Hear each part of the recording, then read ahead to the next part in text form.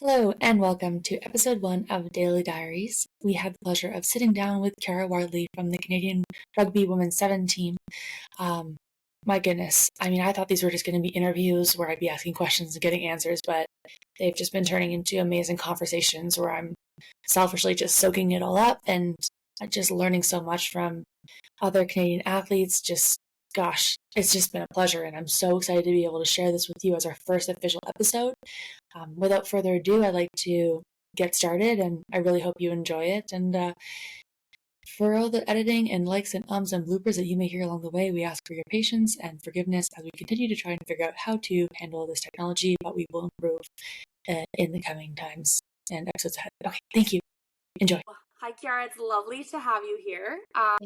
We appreciate you. Thank you. We appreciate you joining us. What we're going to do is run through kind of some fun stuff at the beginning and then get into your story in the middle and then end with like one or two or three like fun questions if that's okay with you. But what we're going to ask is in 30 seconds if you can explain your position on the rugby team and why you were chosen for this position. Okay. Well, Rugby Sevens is very fast and chaotic, but very exciting game. I play in the center wing. I basically use my speed to try not to get tackled and score as many tries as I can within 14 minutes. Okay, that was definitely in 30 seconds and sounds like a very intense position to play. So, wow. So, like, I'm assuming like it's a lot of like explosive, fast, like go. Yes. What is the most common misconception in rugby that people always misunderstand? I think I get a lot of, oh, it's just a men's sport, like women can't play, which is very frustrating because we have a huge platform. I mean, with Alona breaking through her channels right now and really promoting it for women in sport, it's so inspiring to see that it's not just a man's game. Like, and we can play it just as well. I mean, we have an Olympic silver medalist with our sport and also a bronze from Rio. So it's not just a man's game. It's not just pick up for women. Like, we do have a big platform, and it's exciting to see that it is growing slowly but surely. That answer, chef's kiss, because yes, when the women are playing, I can like watch strategy that I can like understand better because of the movements. I think so too. And if men want to keep their rugby, go for it. But like women will just elevate the game. Okay, so next question. What is the most underrated part of your sport? I think fitness. I think a lot of people are like, oh, it's rugby, like, you don't do much. But and sevens are very, very different in the sense that you're just like almost like back-to-back tackles. Like, you're always in some sort of contact. Where sevens is like opposite because you're only 7 on the field and it's the whole field. Right. So you have more room to run and like have more freedom.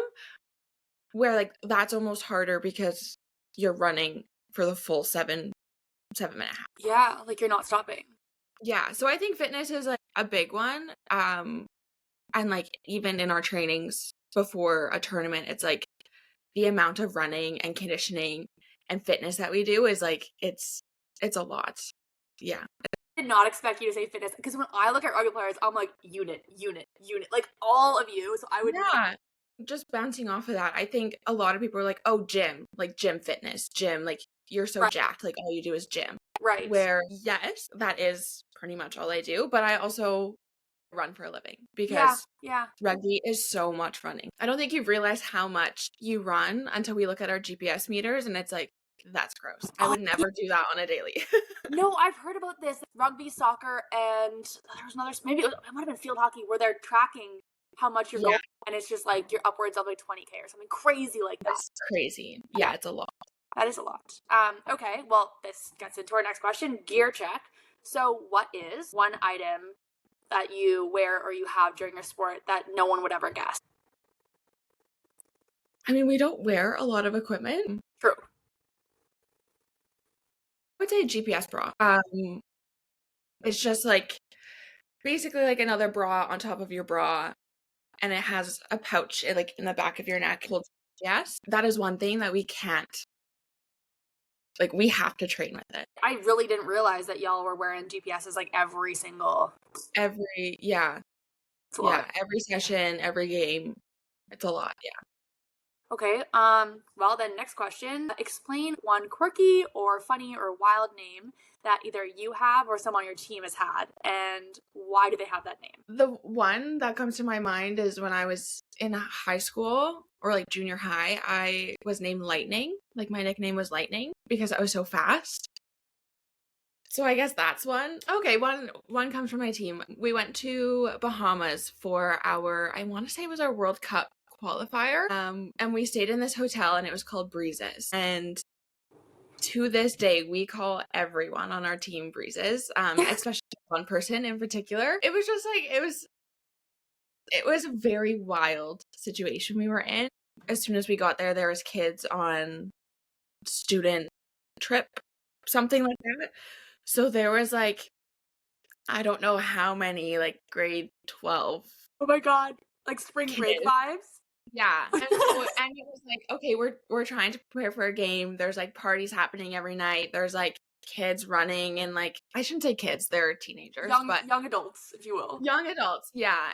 It was like day before one of our games and it was just like, this is out of hand. Like how in the world can we prepare for this? Like there's people running everywhere. There's like always screaming and door slamming and shouting and knocking on our door and running away. Like it was just like not a good experience, but to make the most of it, like now to this day, it's just like a funny joke that we all call each other Breezes.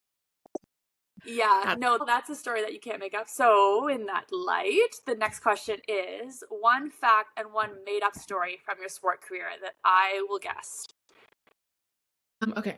I have played in a blizzard with frozen rain for it was actually a 15s game, so a full 15s game, which is at that time I played, I think it was like 60 minutes. Or I chew gum on game days between every game. I'm gonna go with the frozen rain because I don't want to think of you outside during a 15s game. Frozen rain with hail. So I'm hoping that is your lie. No.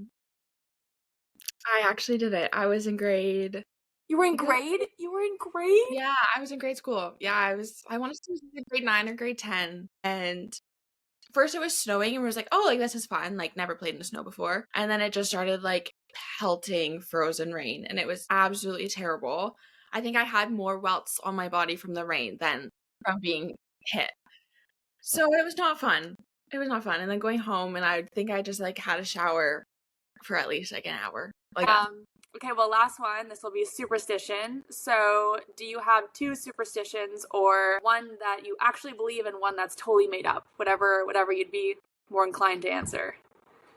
I do. I have a lot of superstitions. A big one for me, this is so bad to say, but a big one for me is eating candy. I think on game days, like leading up to game days, I mean, I do eat a lot of candy. I think everyone knows about me, but on game days, it's like strictly candy. And it's like, yes, I will replace candy for my meals. Like that's how like superstitious this is. I remember a tournament, I didn't have a handful of candies, which is what I usually do. Like handful of candy in the dressing room, handful of candy walking to the pitch. And I didn't grab a handful walking to the pitch and I had the worst game of my life. It's done. It's done. And yeah, and I'm like, okay, well, I need to eat candy. That's just, is the universe telling me that I need to keep this up. So candy's a big one for me. I always listen to like the same songs on repeat, getting ready in the morning, at the hotel, and then on the bus ride. It just like headphones in have to be my songs. And then when I like get to the field, I'm like, whatever you play, I'm happy with.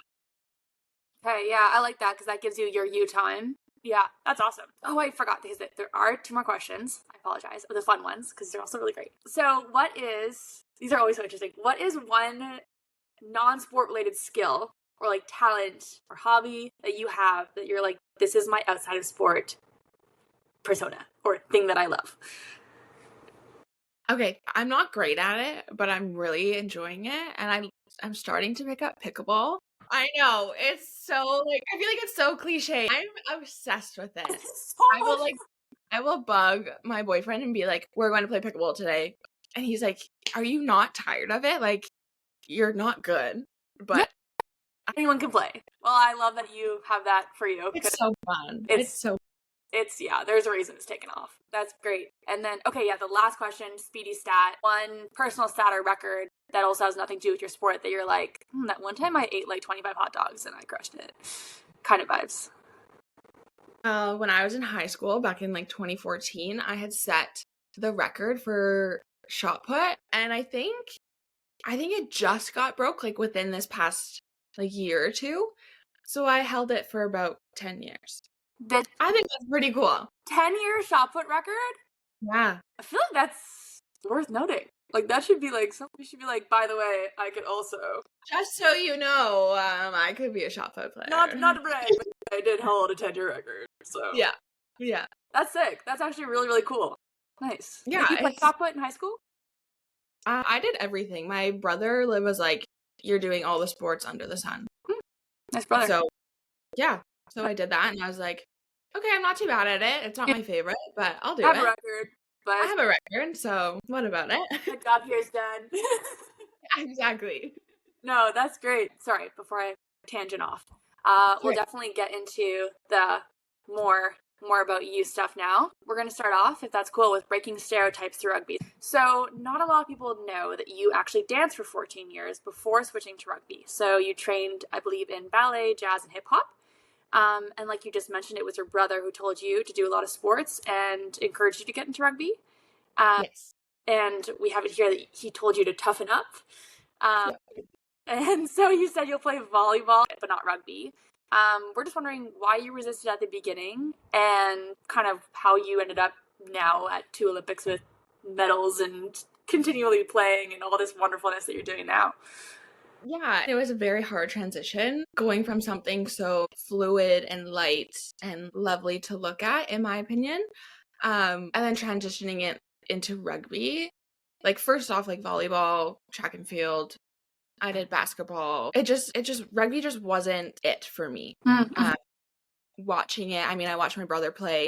It genuinely scared me. To this day, I still don't like contact. I was also very scrawny growing up, so ballet was like perfect for me. Mm-hmm.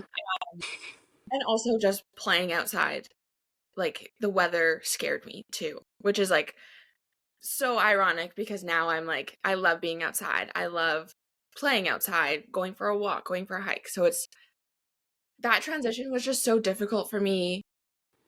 But I think my high school coaches were angels. They were so good on my transition into playing. They really worked with me like one-on-one on, I don't know, ball placement, contact skills, passing. So as much as I do have to give credit to my brother for almost making me do the transition, I do have to credit my coaches for initially giving me like the love for the game. And then grade 11 is when I found sevens, and then when I came out here, it was just like a no-brainer that this is what I wanted to do. So you didn't come out for rugby? Did you come out for a different reason?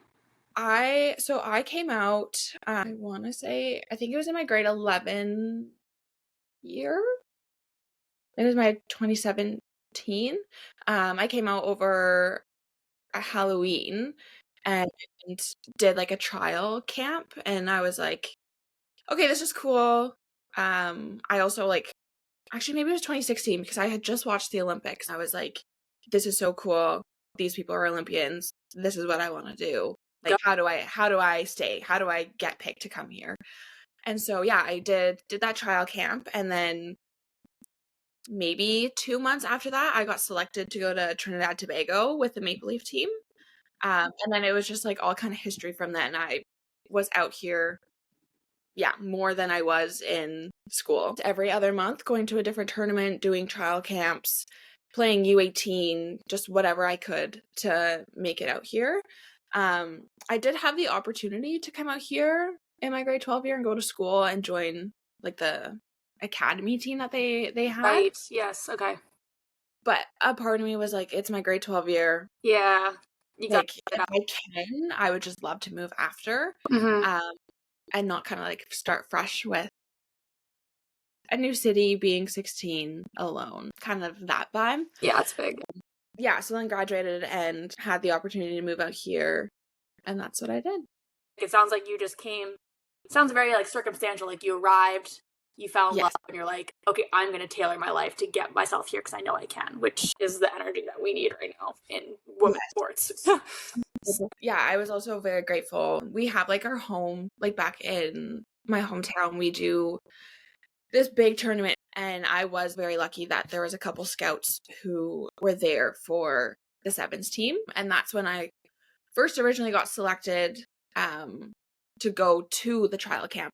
So there was like that kind of process as well. But yeah, coming out here, falling in love with it, I think that was the best thing that could have happened. Yes.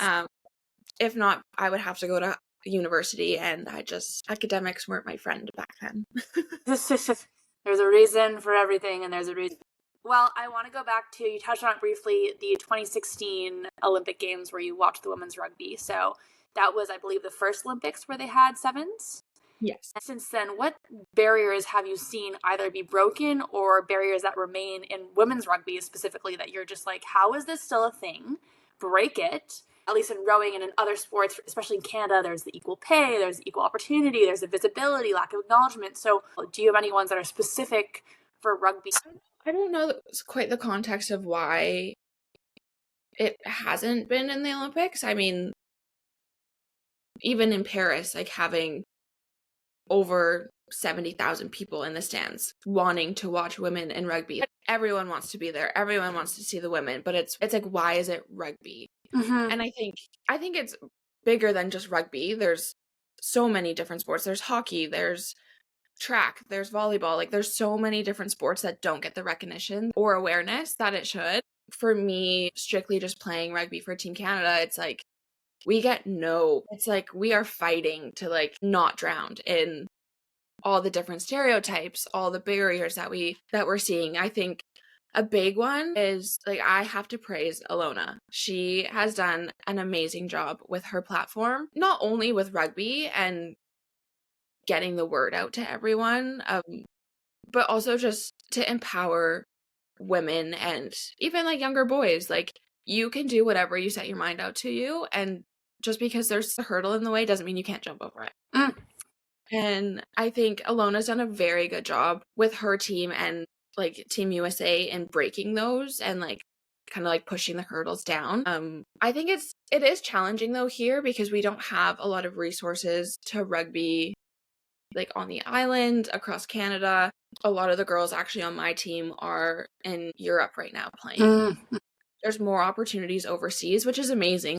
I think that's like a good way to start growing the game. Okay. It's just challenging here because we don't have that. We don't have that platform to bring really big names to rugby and empower people. Yes, we can do all the promoting and community events that we can, but it's still not enough because there's not platforms for people to come play rugby. I think in the States, they're doing a really good job with Premier Rugby Sevens. They do a really good job of having bigger names like the girls from New Zealand or Fiji, England. Like, they all come over. It's always like, oh, these people are coming. Like, I want to go watch. And I think PR Sevens is doing a really good job on making a platform for like the younger generation to come up and play. It's just here in Canada, like there's really nothing. We are working on it to get more exposure and get more people out playing and finding the game of rugby. I think just keeping the exposure and breaking down the barriers that it's not just a man's game. It is physical, but it's like, it is rewarding. I think just like lifting it up as much as we can, I think will overall flourish in rugby in Canada, at least. Yeah, as an unrelated third-party member and bystander witness to all that is Rugby Canada, I think y'all are doing a great job. I mean, I have not seen a rugby player from Canada that I, like, on their socials where I've been like, ooh, tough vibe, not great. It's all, I am strong, I am powerful, I am fearless. You guys after Tokyo, heart over hand, I was like, sing it, praise it, say it, let's go. Because there's just this camaraderie and sisterhood. I don't use that word lightly, but like actual sisterhood where it's no. We're not standing for that anymore. Thank you, goodbye, see you never. I think a big thing too was, especially just you mentioned Tokyo, is we are a team. We train day in, day out together. Like, I think after Tokyo, it was like a really big shock for us because, I mean, I was the youngest on the team by far. Yeah. And I think it's just very important to emphasize, especially as a team, it's not just the 12 or 14 who are on tour, who are playing in the games. It's everyone around. Like back then, it was maybe 25, 30 people who were in our circle day in, day out training who didn't get selected for the Olympics. And I think it's very important to touch on the community and the family that we have, because if it weren't for them, we wouldn't have got to where we are now.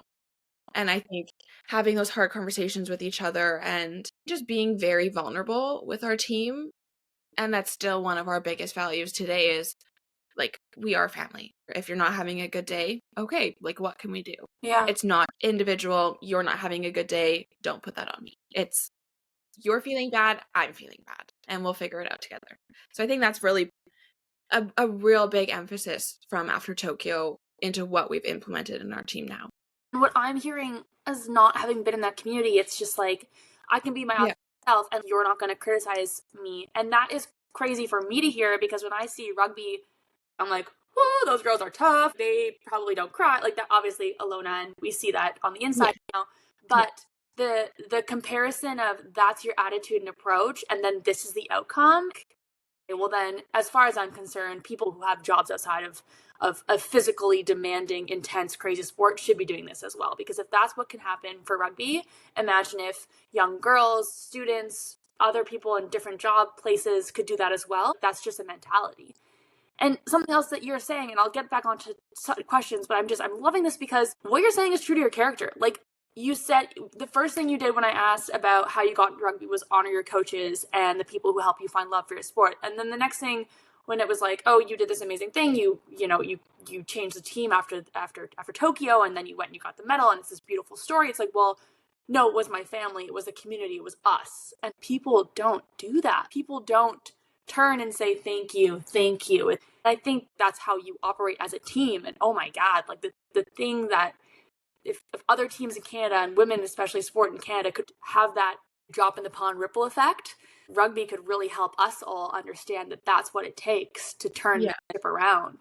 So thank you for sharing that. Yeah, and just to touch on like the ripple effect, I find now it's easier to make that ripple because people actually are starting to take us more seriously now, because we do have that impact. And it's almost like, okay, so what shifted? Is it now because I have an Olympic medal that you respect us and you want us to like flourish and see the potential that we have? Or is it you were like a background supporter, and now that we're doing well, you're like, oh yeah, I was here for like the whole time. So I think it's a really difficult balance to have, because we want supporters, we want people to empower us. Obviously it comes from within of our own empowerment and within our team, but watching it as a supporter, it's like, okay, are you genuine, or are you just here because we won? It's hard to find that balance of like, is it genuine, is it not? But regardless, I think we still appreciate having any sort of light on rugby. That's probably the steadfast mentality as well. Either way, you're going to say rugby out loud, so you might as well just join us. Okay, sorry, back onto subjects. Yes. So after Paris, you are spending your time in the off season, and you're balancing school and rugby and work and everything. I mean, that's not off, if you ask me, so it's not really a restful period. It sounds like you're balancing a lot, you're juggling a lot of roles. What does this say about, I mean, you touched on it briefly, the financial landscape of rugby and women's sports in general, that you have to go and do all these things? Yeah, it's a lot. When I was leading up to Paris or even Tokyo, like I was having 2 jobs. I needed something to get me to the bare minimum. It is a struggle because we don't get paid much in rugby. It's more, I mean, I'm not in it for the money. I'm in it because I love what I do. I love playing rugby. I love being with my teammates, my family.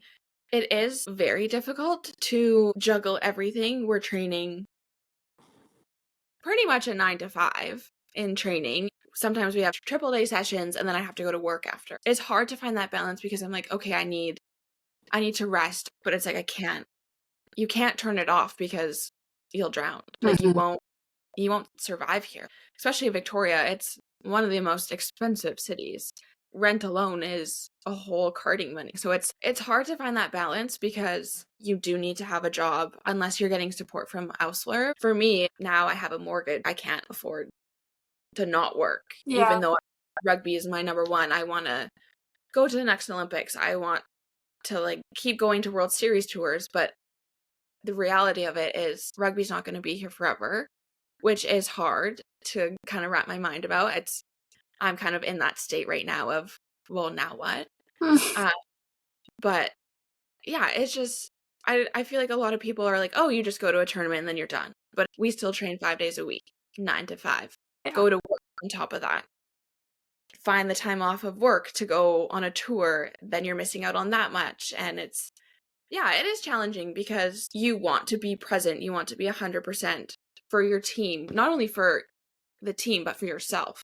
Because if you're not 100% in it, that's where injuries happen. That's where you need to take those days for yourself because you're not there. You're not present. It's a really challenging balance to work with. We're lucky enough to have people we can talk to about it. But yeah, the balance is really hard because you want to have all this freedom with rugby and play and travel and enjoy time with your teammates. But on the other hand, it's like, well, I also need to live. Yeah, totally. I need to eat. I need to fuel my body. And now that I'm almost 9 years into this program, I now know where I can balance things. But for younger people, girls who are 18, 19 on our team right now who have no idea what this is all about. And you don't want to like overwhelm them and scare them into, okay, figure your stuff out. But at the same time, you got to figure it out because you don't want to sink by the time you're like year 5 into the program. Yeah. Yeah, that's so daunting as a young person coming in and probably seeing you and your success and your fellow teammates who are now more mature. I mean, you started so young, but now you're an older athlete and being like, wow, how did they do that? And then you turn to them being like, mission impossible, pull up your baseball pants, this is going to be rough. It's not all, like, even social media, sometimes I hate it and I'm like, Amen. Can I just delete this? Because it's such a facade. Like, you only see the good parts of things. I mean, there are some people out there who do share everything, which I give 100% respect to.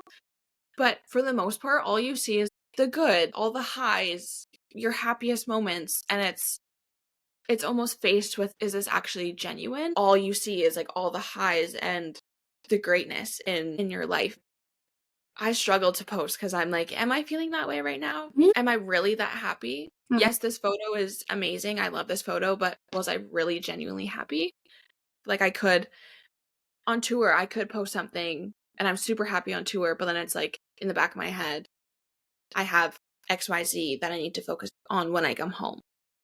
Because it's not all rainbows and butterflies and happiness and joy when it comes to a program where you're putting your whole life into it. No, and that's what you said. I mean, you said it's 9 to 5 and then you're working and then you have a life outside and you have a mortgage. Like, that's not beach coconut drink in hand. Yeah.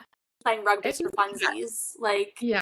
Something else that's so under discussed is what it takes to get a medal at the Olympic Games. Folks, you don't just show up, play a fun little game, and get handed a medal. I would love it if it happened like that, but it's not. And that's one thing people who haven't done it will ever understand. Like, you don't have anything else to give because you've poured it into this medal. And at the end of the day, all you're getting is a medal. But to you, it's not a medal. To you, it's like, this is what I have finally accomplished with my team. And no one will understand that anyway. Yeah. Okay, so you are currently not associated or affiliated with a Canadian Rugby Union, from my understanding, which means you're still on the Canadian Rugby team, but not with the union, but playing for a different team. If you could explain that to me, what is that like? What does it look like? And what does it mean for you? Yeah, it is confusing. I still am like, also like how, but I'm not affiliated with a club or team or union because I never played with a team before coming to Team Canada. Right. Because like coming from a very small town, it's about an hour and a half drive to the city to go play and then an hour and a half back. So it just wasn't realistic for my situation. And being scouted in grade 11 and going to play on the Maple Leaf team prior to moving out to Victoria, that was kind of my in to Rugby Canada. As much as I think it's really important to have a club team or just get more exposure to rugby if this is like the pathway you're wanting to take, it's also not realistic for some people who can't access having certain club teams or unions. But yeah, if it were to be a union, it would be Rugby Alberta. I just never had the opportunity to play club before moving out here because it was unrealistic. I was already making U18 or Maple Leaf teams, so I was already kind of intertwined with Rugby Canada prior to graduating. And then when I moved out here, my first probably 4 years, give or take, we weren't allowed to play any other rugby besides our training. So that's also another big reason onto why I've never played club. Which I do. I think it'd be so fun to play club and interact with new people and grow the game. But my first 4 years, it was like a non-negotiable. You don't play any other rugby or any other sport. So it is a very tricky situation because everyone else is affiliated with someone. Rugby Alberta would be my affiliation. But yeah, I don't think it's a make or break for being affiliated with the union or not. Okay, that's good to know. I mean, from what I gathered, you didn't really need it. Yeah, and I still, to this day, I get people messaging me being like, that's like, you're being disrespectful, like you don't have an affiliation. Like I've had a lot of hate about it, and it's not by choice. I mean, if you really want to say it's by choice because I don't drive 3 hours a day to go play a 1 hour practice, like to me it just didn't make sense. And yeah, I do get a lot of hate about it, but it's not intentional to be not affiliated. It was just unrealistic for me to do that, especially already been playing U18. Well, that is ridiculous. Yeah. To anyone that has given you hate, I sincerely think you need to have a sit down with yourself and realize that is a little check yourself, but it's fine. People. Yeah. Okay. Anyway, on to things that actually matter. Empowerment. So we touched on it briefly. We brought up Alona. Rugby, I wish I could play. It's not in the cards. But empowerment and what women can do in the rugby world, do you feel that like, other than from what I'm seeing as an outside person, do you feel that on the inside? Do you think it's true to your mission, your cause to be strong and have that empowerment within your team? Yeah, 100%. For myself, it's if I don't feel empowered, I'm not bringing 100% to the team. I think we all give each other an insane amount of hype, and whether that's in the gym, on the field, setting a new PB, it's like we all come together because we are so close. And it's not so much for the outside people of like, oh, well, you're not supporting each other or you're supporting each other too much. It's more for us of like, you can do this. I'm going to support you doing this. You're going to get the best of your ability. And that's that. Like, it's nothing more than I'm going to over support you. So you need to do it. It's if you put your mind to it, I'm going to help you achieve your goal, and vice versa. I think it's very important in our team to recognize like the empowerment of yourself, because that's where everything drives from. You're not going to get better if you don't think you can do it. And empowering yourself to be like, sure, that 70-kilo power clean is going to be one hell of a thing to throw around, but I'm going to do it because I'm strong, I'm powerful, and I know I can do it if I really set my mind to it. That's what I've been training for. I don't just throw around weight just to throw around weight. I want to get stronger. I want PBs. I want to be the best that I can. So having that from within is very important. And I think we all empower that so well of, I'm doing this for myself, but I need a little bit of help from you to really get me to lift it up a bit more. So I think it really stems from within. And I think we're all vulnerable with each other. We all have really hard conversations of like about empowerment and how we can better ourselves with it, but also implement it for our team. Thank you for sharing about the empowerment. I think it's so important for women to hear that. Yeah. And I think it is important, sorry, before we move on, I think it is important to note, like, women are badass. Hell yeah. Regardless of if you're in sport or if you're not, or if you're in trades, you're in whatever, we are badass. And like what our bodies can do, I think it's so important to empower women because there's so much that changes within our body. And to be able to do like Olympic lifting, for us to be able to do that, it's just like, it's so cool. And like cool is such a bland word. It's cool as hell. It's so badass. Like we should really empower people to like want to do that, or want to like empower someone to do that. Like it's just so, we are so badass. And I think that needs to be like a forefront of women, is like, I will get it tattooed across my forehead, like badass. Be badass today. Yes, like I think it's so important, and I think women are so fucking cool. No, Sorry.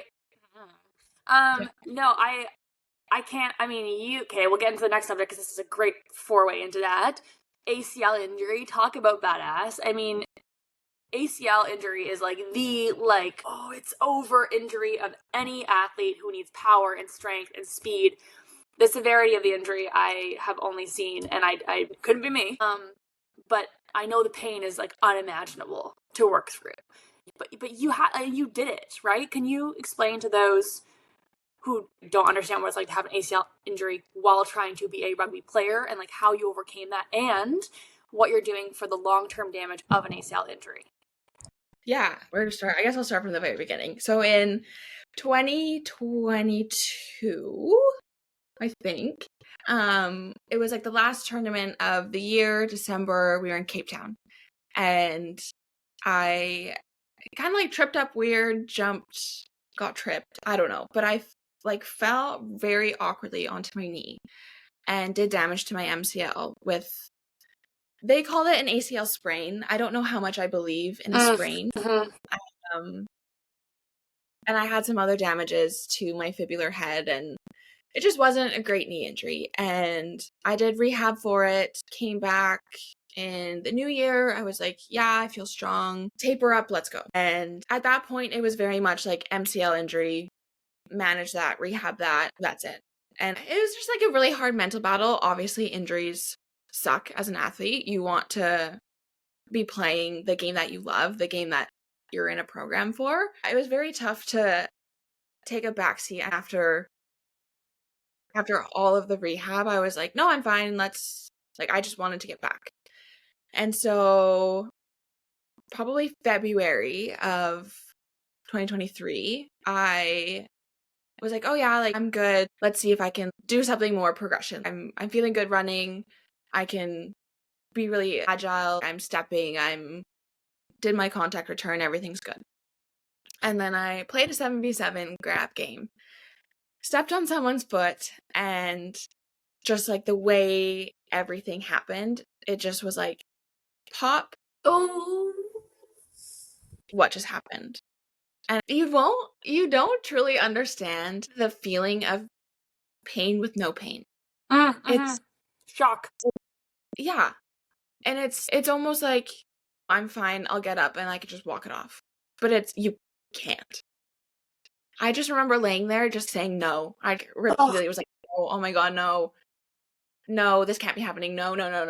And I just remember Bianca was, as in rugby, you form a ruck. And I just remember Bianca just holding on to me as the ruck was formed. And I'm just saying no. And then she like looks down. She's like, you're okay. No, you're fine. You're okay.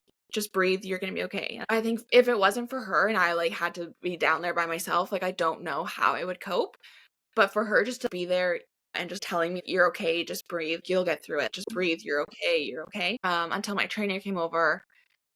And I was like, no, something's wrong. I just had an injury 2 or 3 months ago, but this is terrible. I do not wish the feeling on anyone. And yeah, I just remember being there and then finally getting up and walking from the field into our building and sitting on one of the medical tables. And I was like, this is not okay. And then we just slowly started taking the tape off, and it was really swollen. And I was like, this is not okay. Like, what's happening? And I didn't get any imaging, which I thought was a bit absurd. And I said, I think it happened on a Friday. Yeah, I said over the weekend, we'll see how you are Monday. And I was like, okay, you know best. Like, I don't know anything about this. And so went over the weekend, and I was so unstable, and they would just continue to give out. And then it'd be like, oh, that was really uncomfortable, but not super painful, but I don't want to do that. And then Monday rolls around, and it's like, okay, tape you up, you're fine, get out there. And I'm like, something's really wrong, but okay, you know best. And it was pretty much like that day in, day out. And then Vancouver Sevens was happening, Vancouver 2023. And almost every week leading up to that, it was like another little injury with the knee would happen, or I would go up to catch an aerial ball and land on my knee, and it would give out, and then I just like fall to the ground because I had no stability in my knee, or not even making it through a full session because I was in so much pain. So it was just the mental battle of, I know something's wrong, but everyone keeps telling me I'm fine. Just tape it up, you're fine. And so that was very daunting for me because I know something's wrong. I'm telling you something's wrong, but I'm still getting shut down, which was very hard because that's how it was.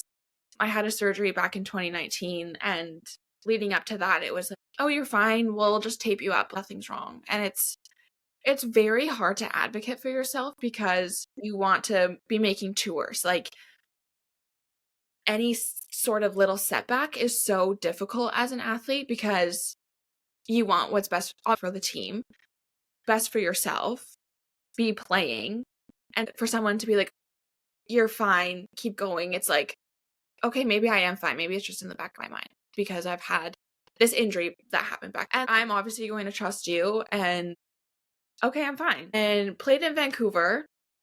I think being a home tournament obviously was like, I had a very tough conversation before Vancouver of whether or not I would be selected or whether or not I could push through the pain. And I was like, yeah, 100%. It's, my family's going to be here.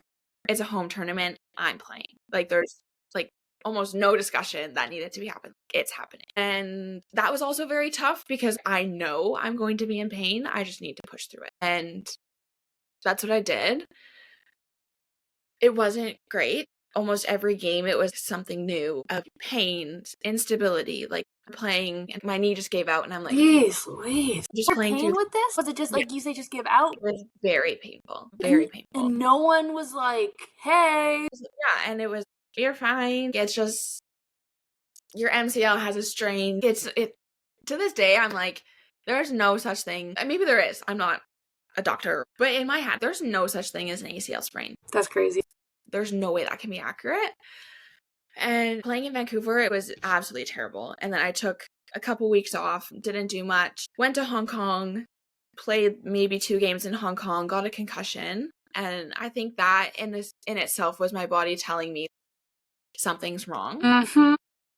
And I'm still kind of grateful to this day that I did get a concussion because I don't know what could have happened in Hong Kong further to that, because I was already dealing with pain, instability, like the field conditions weren't great. It was raining. It was so slippery. Yeah, in my head, I'm grateful that happened. Obviously, concussions are not fun, but I needed a break. My body needed a break. And I think that was its way of telling me, okay, slow down. Something's going on. And afterwards, there was still one more tournament in France, and I was selected for it. I was supposed to go. And I was like, I can't do this. I can't. Something is wrong. I can't keep pushing through this. I'm not going. Replace me. And I'm getting imaging. And that was a very tough conversation because it was like, do you think you can do it again? And I'm like, no. And then we had that tough conversation of, okay, we're going to send someone else. We're going to get you imaging. Got imaging. Got the phone call. Yep, so just got your imaging back. And you tore your ACL. Jeez. I don't know. A part of me was like, if I tear my ACL, I'm going to be so gutted. I'm going to cry. I'm going to blah, blah, blah, blah, blah, blah. And then I got that phone call and I was like, okay, I know that. Yeah, you're like, thank you for the information I was currently very aware of. Yeah, I've known this for the past 2 to 3 months. But you played 2 to 3 months. with Yeah. a torn ACL, being told it was fine. Yep. And flying, let's not forget, you flew to these places, so you have the altitude change. Okay. Yeah, I got that phone call and I was like, okay, thanks for confirming. Yeah. And that just goes right into again, we can't stress enough, woman's intuition, woman's body knowledge. We know our bodies, we know what we need, we know our bodies. Like, come on. I mean, and it is hard too, because within our team, we're always like, you need to advocate for yourself. Mm-hmm. But then it comes to situations like these, I tried. I don't know how many times we had our leadership group try, and we still got nowhere. Yeah. Until I had to remove myself from a situation and really force it on myself to get that imaging and find outside help to advocate for myself, because I wasn't getting that. After that incident had happened back in February, anyone else after me within my team who got injured was like imaging right away, doctor right away. And so I think, not in a way that I'm happy that it happened, but if our team or our staff is so like, advocate for yourself, we want the best for you, it's like, okay, so where was that when I got injured? Mm-hmm. Mm-hmm. And I had for imaging, I don't know how many times from our team doctor, and it was always oh, we just have a strain, your ACL is fine. I would get ACL tests done, and he was like, oh yeah, it's fine, you just have a strain in your ACL, you just need to learn how to cope with that, or learn how to deal with it. And okay. I'm actually crazy, but okay. I'm gonna learn how to do a powerful, fast, aggressive body contact sport with a tape. It was very mentally challenging for me, because there was also a lot of other factors in my life that had gone wrong at the same time I got told I tore my ACL. So I just was not in a place where I could fight anything anymore. It was a very challenging time for me, because leading up, like, sure, 2 to 3 months isn't a long time, but when you're injured or know something's wrong and you're trying to fight for yourself, it feels like forever. It's an eternity. It was just very frustrating of like, I'm trying to advocate for myself, like you're telling me to, but I'm not getting anything back. And it's just mentally draining, because I'm still showing up for my team every single day, doing the best that I can for them, and I'm not getting any reflection back. Not that I needed to, but if I was asking for imaging or I'm in pain, can we do something about it? And that's where I get frustrated, because I'm trying to tell you something, you're not listening. You're telling me to instill it in my brain that something's always going to be wrong. And that just sits so uncomfortably with me. Yeah. I mean, their job is to make sure your job is at 100%. And that just erodes trust in an athlete when your doctors, your physio, your staff are all telling you one thing, and you know in your heart, you're like, I can't yell this loud enough. Yeah. Not to mention, you're also in excruciating pain every day. So it's like, I don't know if this happened to you, but, maybe someone was like, oh, you're just, you're being dramatic because you're in pain or whatever else. That kind of situation is like, well, why am I in so much pain then? That's ridiculous. I mean, it's so frustrating now that I'm feeling this, or I'm feeling pain, I have instability, can we get something checked? And they're like, yep, right away, here we go. Ugh, rich. I'm so grateful that that's happening. But it's also frustrating that a year ago, I tried to do that for myself and I got nothing. It was learn how to cope with it.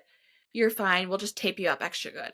And even playing in Vancouver, my knee, the amount of tape on my knee was absurd. I've seen pictures of you with tape. I'm like, girl, that looks like a cast. There's a girl on my team who has knee tape now, and I'm like, I don't know how you're doing it.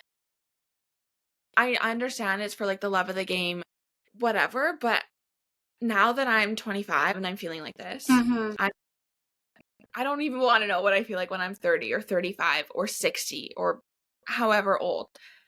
If I'm feeling this way now, I don't want to keep pushing it, because this is the only body that I have for the rest of my life. Yes. I can't keep pushing through things because someone needs me to. Something so big like your knee should not be pushing through anything. If there's nothing for you, like you've done everything you can to try to get yourself better, then that's when I'm like, okay, push, because sports won't be here forever, but not to the point of there are options for you and you're just not taking them. To me, that's so silly. And I did it, and it's like, oh, you're going to be hypocritical by saying that, but I didn't have the option. I was told to push and fight through it. And if I could go back in time and be where I was when I first tore it, I wish I pushed harder, because this is not something you want to live with for the rest of your life. Trying to adapt the easiest things, like going for a walk, walking upstairs, is so painful. If you can't walk upstairs without pain, there's something wrong.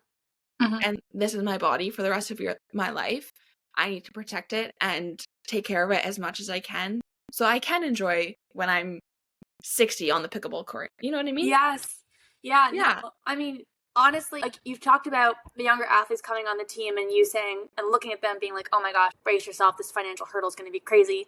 But with that and with sport comes so much more than just, like, it's so much more than just the financial. And people say sacrifice and people say commitment, all these kinds of things. You're playing with so many balls right now. You're going to have to take care of your body, your mental health, watch out, your financial case, okay, brace yourself, your family life, good luck, get ready. Yes, to balance, and just being able now, you said at 25, to look back and have these sort of mature reflections.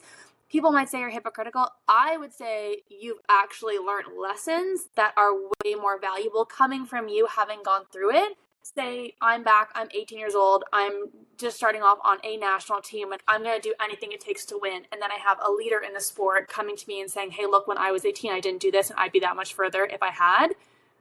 Boom. Done. Yeah. So yeah, call you hypocritical, you want, yeah, whatever. Or thank you for knowing and having the wherewithal now to be like, hey, open your eyes, push for what you need, listen to your body. Also, these are all the things you need to take care of. In sport in Canada, unfortunately, there's often times that we don't have those kind of mentors and those kind of Olympic returning athletes with that knowledge to come back and teach our next gen the easy. It's not that it's easier. It's like, it will help you get better, faster, longer, stronger kind of thing. Yeah, 100%. So with that, I would like to end with how you now, having lived through all of that and having had all those moments of, I think I'm injured, but I'm told I'm not, or I think this is bad, like all those doubts, like how do you now draw a line in the sand when you can't walk upstairs? Is there anything else that you're like, I know myself so well now that I will not cross that line when it comes to pushing a limit or being in an uncomfortable position physically, mentally? What's your baseline? I think doubt comes with being a professional athlete. You want what's best for you, what's best for your team, what's best for like the outcome that you're wanting. But like you said, like there is a line that needs to be drawn. Obviously, you want to push yourself to the limit of conditioning and how far you can go, because that's only going to make you better in a game. Of course. But it's almost how far you should go and be willing to push, because there also needs to come a time where it's like, okay, take accountability, because if I do this all day, I'm not going to show up tomorrow and be the best I can. Where there are days where it's you're better than your next or you're worse than your next, and finding that balance, but being pushed into the ground every single day is not what's going to make you better. And I think it's a conversation. I mean, we have kind of a quote that we use within our team of be comfortable being uncomfortable. Yep. And it's not so much to the extent of I'm just going to push myself in an uncomfortable way because someone told me to. It's I'm going to do this because I'm showing up for myself. I'm showing up for the team. And it's what's best for like the whole collective. I think having those difficult conversations, and I'm going to come to you with a very uncomfortable situation, but I know the betterment is going to make me more comfortable because I'm coming to you very vulnerable, open-minded, open-hearted with something that I might feel uncomfortable about. But having a conversation about it, whether it's getting a better understanding of why you're doing it or what you're doing, or even you said something to me the other day and I didn't appreciate it. Do you mind if we have a conversation about that? That's brave. It's it's uncomfortable, but it's for the betterment of yourself and everyone. So I think the line where I draw of I'm not doing that because I'm going to be uncomfortable is hugely around injury. Like I need to protect my body, and you telling me push through something because I need you to is not a good enough answer for me anymore. It's I'm putting myself first. I'm 25. I've dedicated 9 years of my life to this program, into pushing through injuries, into like, I know sacrificing is a big thing for athletes, but moving away from home when you're 16, 17 isn't probably ideal, and it's very scary, but it's the betterment for yourself in the long term. It's almost like positive sacrifices are what I would keep pushing. Ooh, I like that. Positive sacrifices. Yeah. But if it has a negative outcome of what someone's trying to push me through, I'm not going to do it, because I'll be uncomfortable. I won't want to do it. Why? What's the explanation? Yeah, that makes so much sense. And it's just like, it's almost as if like the line is the line that I've decided, and it's a very clear line, and I know it's right because I know what's best for me and for you and for us long term. And I think early athletes don't see it that way, I find. I mean, some athletes, God bless it, they come in, they have this wisdom that I don't know, and it's great. But on average, you're thinking about tomorrow. You're not thinking about 20 years from now. And that's such an important take. So, yeah, thank you for sharing that. And also, I can't stress enough, sharing that rugby players are vulnerable is vulnerable, because you wouldn't think that. And you're tough, strong, all these things. But knowing that the culture and the defining foundation of our Canadian women's rugby team, the Canadian women's rugby team, is vulnerability, huge. Because first of all, if they can do it, why aren't you? Second of all, having those conversations is probably some of the toughest things you can ask women to do, because we are preconditioned to not want to have those conversations and not be like, hey, that wasn't cool, I don't like that, or hey, we need to talk about what happened. We don't like those. And just knowing that like the strongest girls in Canada are doing that, huge. So thank you so much for sharing that. Like, that was actually really wonderful. And we will end on like more like fun questions. The first one would be, right now we're saying like to put your best day on, to put your day on. When you get up in the morning, what are 3 songs that come to mind that you're like, these get me going? I love them right now. Well, that's so difficult. I know, because there's so many, but go on.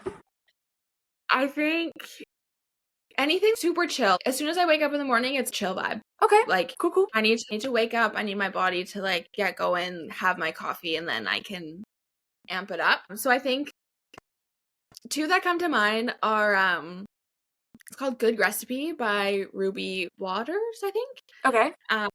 It's also been thrown around in our team for so long. It never gets old. And then I think another one where I start to amp it up, but I love this song. It's Proud Mary by Tina Turner. That song is bringing it back. And that's also one of my game day must-have songs. Let's go. And it's like, I will just be in my seat and I'm just dancing and everyone's like, what are you doing? But it's my song. If I'm going to have a good day, that song's going to be playing. And if I hear that song, I can't have a bad day. Good for everyone in your life to know. Just like on repeat. Yes. If I haven't listened to that song and I'm in a bad mood, play it, and then I'll probably be happier. Perfect. Yeah. Okay, the next one is moments that shape us. So is there like a quick moment, a flashback that like, if you're having a little low, you can kind of close your eyes and like, that was nice. Like the Breezes situation. Just kidding. Yeah. I think a big one is if I'm having a bad day or something's not going my way, it's usually because I'm not 100% into it or giving it my 100% all. So then I can reflect on like my upbringing. Obviously, I had a very supportive family, but I also had tons of people telling me I would never make it to, I will never be an Olympian, I will never play Team Canada. So I think that just fuels the fire of I proved you wrong because I put my whole heart and soul into it. Heck yeah. So if I ever have those days of doubt or I can't do this, I always think of that to be like, yes, you can, because you did. You're a badass and you can do whatever you put your mind to. That's a really big thing that will always stick with me of, look at me, I'm a 2-time Olympian and I'm an Olympic silver medalist. Heck yeah, you are. Yeah, you told me I couldn't do it. I did it. And now look at me. I'm thriving. Oh, you said goosebumps? I'm sitting here being like, yeah. It's so little, but to me it has such a huge impact on where I'm at today, because if someone tells me I can't do something, watch out, because I'm going to be doing it. Good. Yes. Yeah. Good. Love. Love. That is kind of like the next question. I guess this is more particular to like a mantra that you would then use. It could be just I'm a freaking weapon. But is there something that, I mean, maybe it is that'd be awesome. But is there like a mantra that you do use to get in that mindset? I think just going back to women are badass, that will always be my mantra. I'm badass. I can do whatever I put my heart to. So yeah, I think that's probably the big center of it is I'm a badass. Good. No, I like that. Clean cut, obvious. Clean cut, short and sweet. It's perfect. And then the very last question that we will ask is, who would you say is your mentor or the athlete who inspired you or the person who inspired you the most? I would say my brother. So he played hockey growing up, also played rugby, but right now he's still playing professional hockey. He's overcome, I don't know how many barriers, whether that's injury or mental, he's really given me resiliency. And not only as a person, but also a player. He's very break it all down. This is what's going to happen. This is how it happens. Almost like takes feeling out of it. And very point blank, cut dry. This is how it is. And I think that really helps me because I'm a chronic overthinker and he's always been there for me. He's the one who got me into rugby.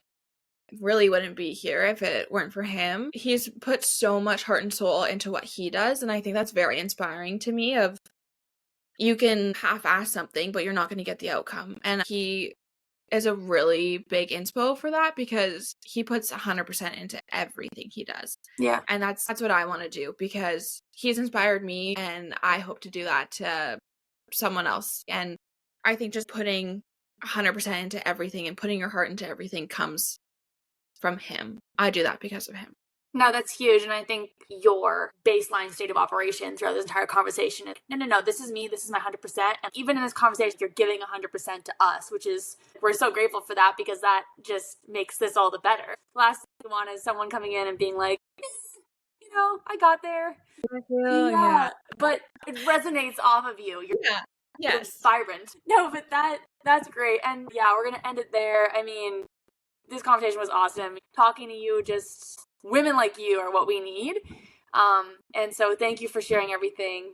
It was an absolute pleasure to talk to you. And thank you. Yeah, thank you so much for having me. Yeah, I was so stressed before doing this, but it was so easy. Yeah, you guys are great. Well, have a wonderful day. Thank you so much.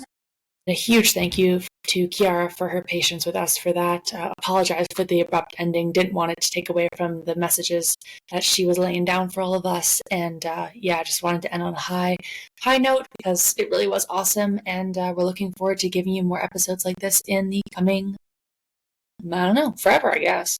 But yeah, thanks again, Keyara. To everyone listening, we hope you enjoyed and take good care.